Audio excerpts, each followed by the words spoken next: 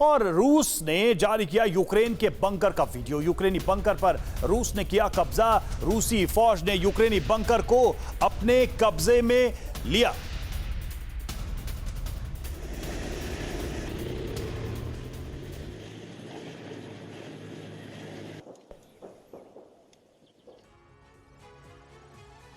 और यूक्रेन का नाटो को लेकर एक बड़ा बयान सामने आया है। यूक्रेन की नाटो ने कोई मदद नहीं की। यूक्रेनी विदेश मंत्री ये कहते हुए नजर आ रहे हैं, हमें हथियार मिले तो हम जीत सकते हैं, बिना भेदभाव के हमें एडवांस्ड हथियार दिए जाएं, ये कहा है यूक्रेन ने। यानी एक बार फिर यूक्रेन की तरफ से यह दोहराया जा रहा है कि नाटो की तरफ से जो मदद, जो हथियार दिए जाने थे, उस तरह से मदद नहीं मिली है। और यही वजह है कि यूक्रेन को लगातार तमाम अपने इलाकों को खोना पड़ रहा है और रूस लगातार यूक्रेन के तमाम इलाकों पर कब्जा कर पाने में कामयाब रहा है।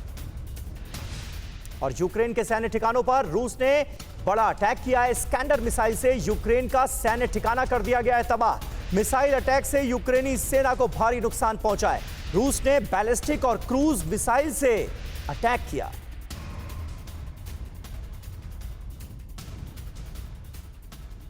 और इधर ज़ापोरिज़िया में रूसी पासपोर्ट जारी करने की तैयारी है। कब्जे वाले इलाके से यूक्रेनी पहचान मिटा रहा है रूस। खेरसोन के बाद अब ज़ापोरिज़िया में भी रूसी सिस्टम लागू करने की तैयारी।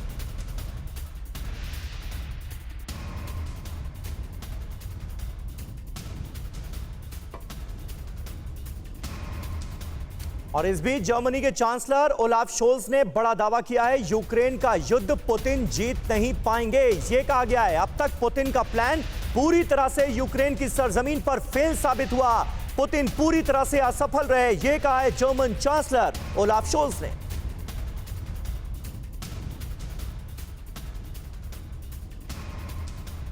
और डोनबास में रूस के फाइटर जेट्स का कहर। जी हां, Su-25 से हमले कर रही है रूसी सेना। यूक्रेन की पोजीशन पर रूस के हमले जारी हैं।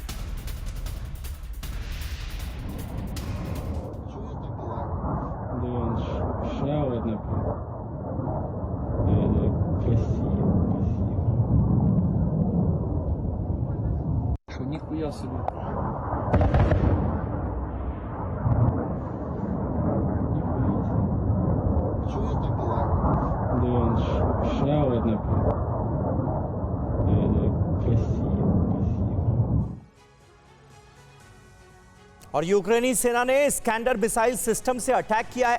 R-500 क्रूज मिसाइल से रूसी टारगेट को निशाना बनाया गया और इसे कर दिया गया तबाह। तो यूक्रेन की तरफ से किस तरह स्कैंडर मिसाइल से हमला किया जा रहा है और कैसे रूसी ठिकानों को बर्बाद करने की कोशिश की जा रही है, ये आप इन तस्वीरों में देखिए।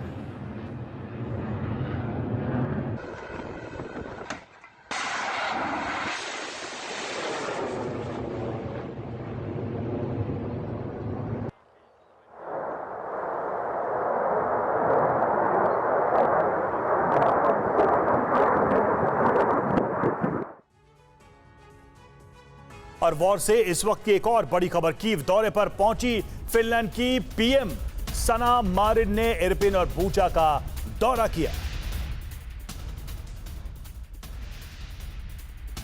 तो मारिन पहुंचे बूचा और इरपिन वॉर जोन में मौजूद।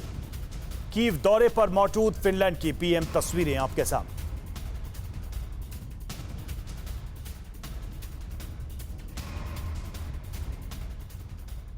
परवाह देश की, सोमवार से शुक्रवार रात 10 बजे TV9 भारतवर्ष पर।